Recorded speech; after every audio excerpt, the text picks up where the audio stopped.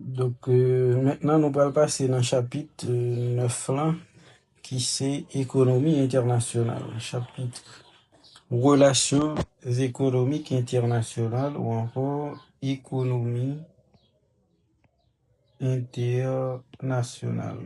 Ok, tout d'abord, on a essayé de définir ensemble concept économie internationale. Qui ça économie internationale là liée? Économie internationale, c'est en partie dans l'économie, dans la discipline économique. C'est une branche de la discipline économique qui s'occupe des relations commerciales entre plusieurs pays. Donc, relations commerciales que y a parlé là, les capables soit échange de biens et services ou encore échange d'opérations financières.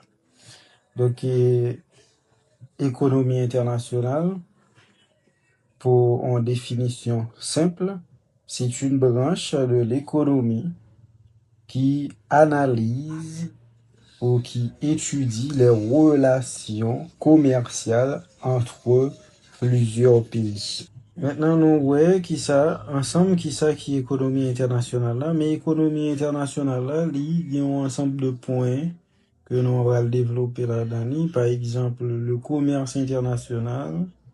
Ouais. Le commerce international, c'est quoi? Commerce international. Le commerce international.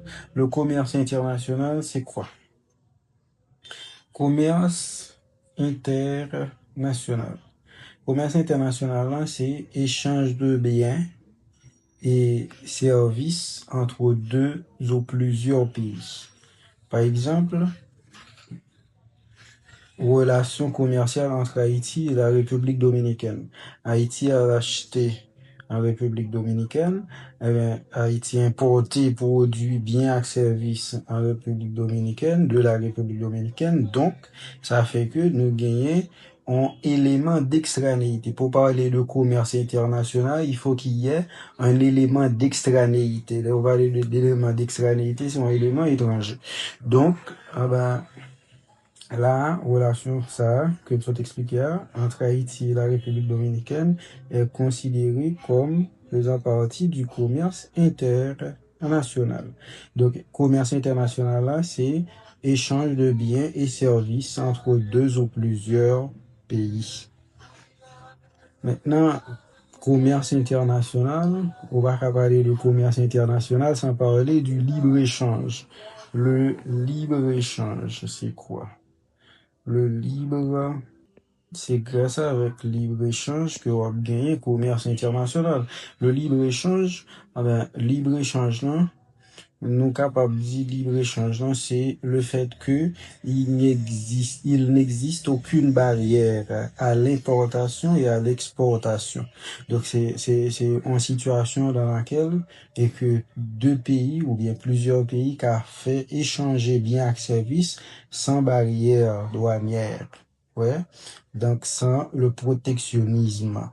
C'est-à-dire pas d'empêchement dans importation ni dans exportation. Donc c'est ça le libre-échange.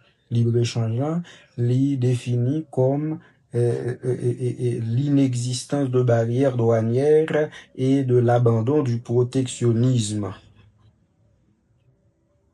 Maintenant, comme nous parlons de protectionnisme, troisième concept que nous avons là-dedans, c'est le protectionnisme. C'est quoi? Le protectionnisme.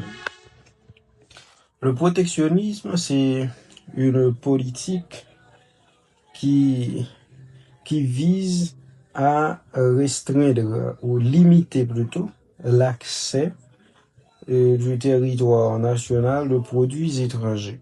Donc, c'est-à-dire, c'est imposer des barrières douanières et prendre des mesures qui a gagné pour effet empêcher produits étrangers entrer sur le territoire national en façon pour être capable promouvoir la production national.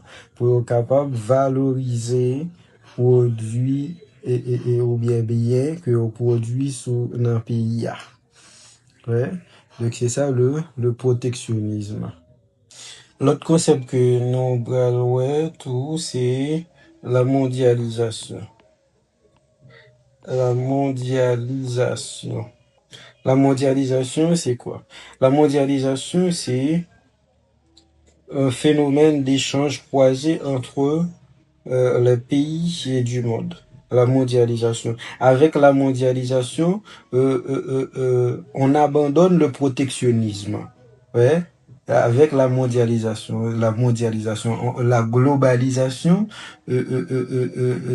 c'est la conséquence même de l'abandon du protectionnisme et des barrières douanières. Donc, parce que pour parler de mondialisation, de globalisation, et que faut gagner échange. Ouais. Et que tout ça qui a fait entre pays, relations qui développées entre pays, eh bien, ça fait tomber le protectionnisme. Donc, c'est les barrières douanières. Donc, c'est ça, conséquence directe de la mondialisation. L'autre point que nous avons pour nous là, c'est toujours dans le chapitre économie internationale, c'est les théories traditionnelles.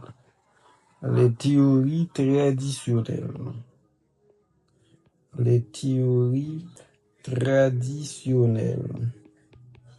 Les théories traditionnelles. En la théorie traditionnelle là, nous pouvons gagner théorie de l'avantage comparatif, théorie de l'avantage absolu, théorie de l'avantage comparatif. Donc pour théorie traditionnelle, nous avons deux théories, théorie de l'avantage absolu et théorie de l'avantage comparatif. Théorie de l'avantage absolu, c'est avec Adam Smith. Théorie de l'avantage absolu avec Adam Smith et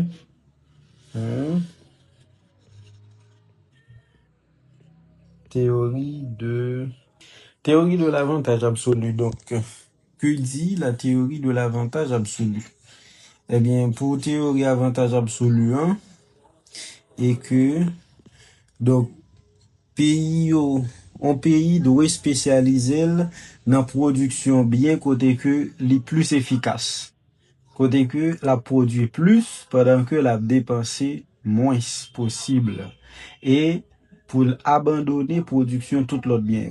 C'est-à-dire, pays doit spécialiser dans la production bien qui a coûté le moins cher et que la produit plus la d'année. Ouais, et abandonner production l'autre bien, li ka importer l'autre bien ça yo. Par exemple, si on prend exemple sur Haïti, on dit que Haïti capable produire mango.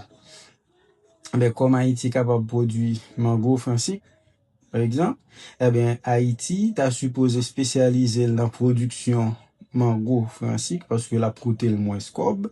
Et puis, nous prenons mango français, mais il est capable plusieurs produits tout. Il est capable, mango français et puis vétiver, ouais.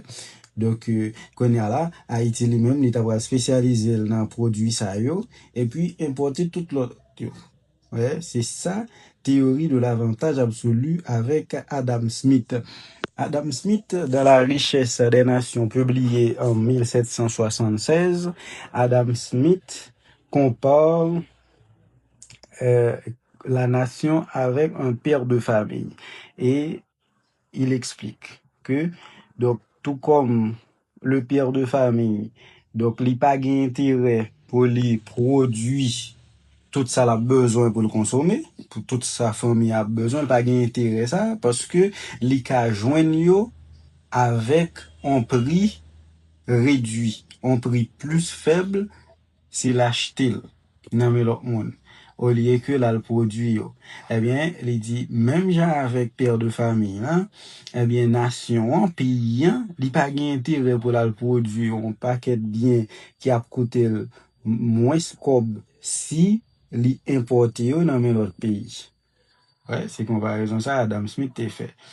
Maintenant, oui, c'est vrai que théorie de l'avantage absolu, hein, il y a avantage dit, oui, mais gagner faiblesse de tout.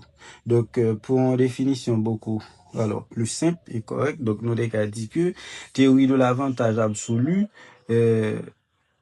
un pays a intérêt à se spécialiser dans la production des biens pour lesquels il est plus efficace et échanger les surplus de ces biens contre d'autres biens dont il aurait besoin. Donc ça, c'est pour une définition simple de la théorie de l'avantage absolu. Alors, cette théorie lit justifier l'échange et la spécialisation internationale. Dans la prochaine vidéo, on a bien parler de spécialisation internationale et les limites de la théorie de l'avantage absolu.